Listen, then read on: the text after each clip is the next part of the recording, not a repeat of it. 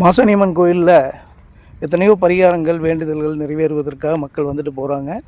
அந்த வேண்டுதலை தாய் நிறைவேற்றி கொண்டு தான் இருக்கா. ஏன்னா அங்கே தன்னை நம்பி வரக்கூடியவர்களுக்கு நிச்சயமாக தாய் மாசாணி எல்லா விதத்திலையும் நற்பயன் தான் கொடுத்து கொண்டிருக்கிறார். அப்படிப்பட்ட சூழ்நிலையில் நம்பிக்கையோடு அங்கே வர்றாங்க, வேண்டுதல் நிறைவேறணும் வேண்டிக்கிறாங்க. அந்த சூழ்நிலையில் மிளகாய் அரைப்பு தான் முதன்மையான வேண்டுதல் அப்படின்னு நிறைய பேர் நினச்சிக்கிறாங்க. அப்படியெல்லாம் இல்லைங்க. அந்த மண்ணை நீங்கள் மிதித்தாலே அது வேண்டுதலை நிறைவேற்றக்கூடிய ஆற்றலை உங்களுக்கு கொடுத்துவிடும். அதுதான் அந்த மண்ணில் தாயுடைய மிகப்பெரிய ஆற்றலாக சக்தியாகவும் இருக்குது. அப்படிப்பட்ட சூழ்நிலையில் உங்களுடைய வேண்டுதல் என்னென்ன முறையில் நீங்கள் அதை செய்யலாங்கிறதுக்கு தான் இந்த பதிவே. மிளகாய் அரைப்பது மட்டும் கிடையாதுங்க, கோரிக்கை சீட்டு என்று ஒன்று இருக்கிறது. அங்கே போய் உட்கார்ந்து உங்களுடைய கோரிக்கையை தாயுடைய காலடியில் இருந்து எழுதி அதை நீங்கள் அங்கே இருக்கக்கூடிய அந்த பூசாரிகளிடம் நீங்கள் கொடுக்கலாம். அப்படி அவங்க பிஸியில் இருக்காங்க, நிறையா கூட்டங்கள் இருக்குது, அதனால் வாங்க மாட்டேங்கிறாங்க அப்படின்னாலும் கூட நீங்கள் பொறுமையாக இருந்து அந்த இடத்துல வேண்டுதலை நிறைவேற்றிட்டு ஒரு கட்டத்துக்கு மேலே நீங்கள் அந்த கோரிக்கை சீட்டில் ஒரு 101 ரூபாய் மடித்து அதை அப்படியே கட்டி நூலில் கட்டி நீங்கள் உண்டியலில் போட்டுடலாம். இப்போ இந்த உண்டியலில் போடும் பொழுது இந்த உண்டியலுக்கு முக்கியமான காலகட்டங்களில் தான் பிரித்து அதை பார்ப்பாங்க. அப்போ அது வரைக்கும் உங்களுடைய கோரிக்கை தாயுடைய காலடியில் நேரடி பார்வையில் தான் இருக்கும். அப்போ அந்த பார்வைக்கு படக்கூடிய அந்த தன்மையில் இன்னும் அந்த கோரிக்கைக்கு பலமுள்ள தாயுடைய சக்தியும் அனுகிரகம் கிடைத்து கொண்டே இருக்கும்.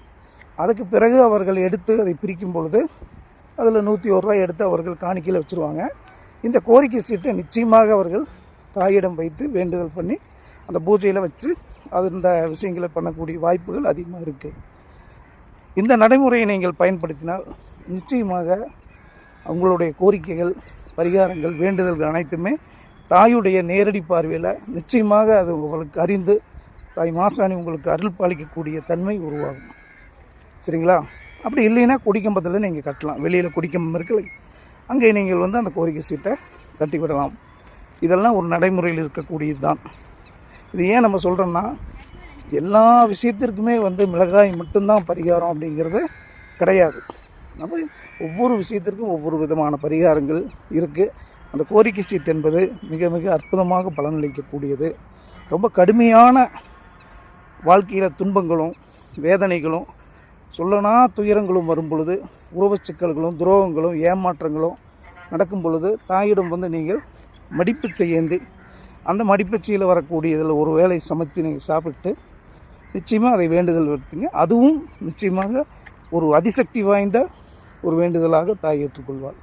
ஏனென்றால் நாம் மடி ஏந்தி பிறரிடம் பச்சை கேட்கும் பொழுது நம்மளுடைய ஆணவம், அகம்பாவம், தாய் என்ற அகந்தை, அதுக்கப்புறம் பார்த்திங்கன்னா நமக்குள்ளே இருக்கக்கூடிய பலவிதமான உள் நிலையில் இருக்கக்கூடிய தன்மையில் இருக்கக்கூடிய தீய அந்த குணங்கள் அனைத்துமே அழிந்து போகிறது. அதனுடன் தீய சக்திகளின் ஆதிக்கமும் அங்கே அழிந்து போய்விடும். ஏனென்றால் நாம் மண்டியிட்டு பிறரிடம் யாசகம் கேட்கக்கூடிய நிலைமைக்கு வந்துட்டோம் அப்படிங்கிறத நாம் உள்மனதும் நம்மளுடைய தன்மையும் உணரும் பொழுது இந்த விஷயங்கள் இந்த பிரபஞ்சத்திலே உங்களை ஆற்றுப்படுத்தி நல்வழிப்படுத்தி தெய்வ சக்திகள் உங்களிடம் அற்புதமாக வேலை செய்வதற்கான வாய்ப்புகளை அது கொடுக்கும். ஏனென்றால் நாம் எப்பொழுதுமே ஒரு நிலையிலிருந்து இறங்க மாட்டோம். ஆனால் நாம் இறங்கினால் தெய்வம் நம்மளுக்கு இறங்கி வரும். அந்த ஆணவம், அகம்பாவம், அகந்தை என்ற அந்த விஷயங்களிலிருந்து நாம் நம்மை மொத்தமாக அழித்தொழிக்கக்கூடியது தான் ஆற்றல் மிக்க அந்த மடிப்பிச்சை என்பது. அதனால தான் பார்த்திங்கன்னா திருச்செந்தூரில் பெரிய பெரிய கோடீஸ்வரர்களெல்லாம் பார்த்திங்கன்னா வாரக்கணக்கில் அங்கேயே தங்கி அங்கேயே கிடைத்த இடத்துல படுத்து கிடைத்த சாப்பாட்டை சாப்பிட்டு மடிப்பிச்சை எடுத்து அந்த ஒரு வாரம் 10 நாள் குடும்பத்துடன் வாழ்வாங்க. அவங்க யார் என்னன்னே தெரியாது. ஆனால் ஊரில் பார்த்திங்கன்னா பெரும் கோடீஸ்வரர்களாக இருப்பாங்க. அது மாதிரியான கோரிக்கைகள் அவர்கள் ஏன் வேண்டுதல் வைக்கிறாங்க அப்படின்னா, அந்த மடிப்பிச்சைக்கு இருக்கக்கூடிய ஆற்றல் மிக உன்னதமான ஆற்றல்.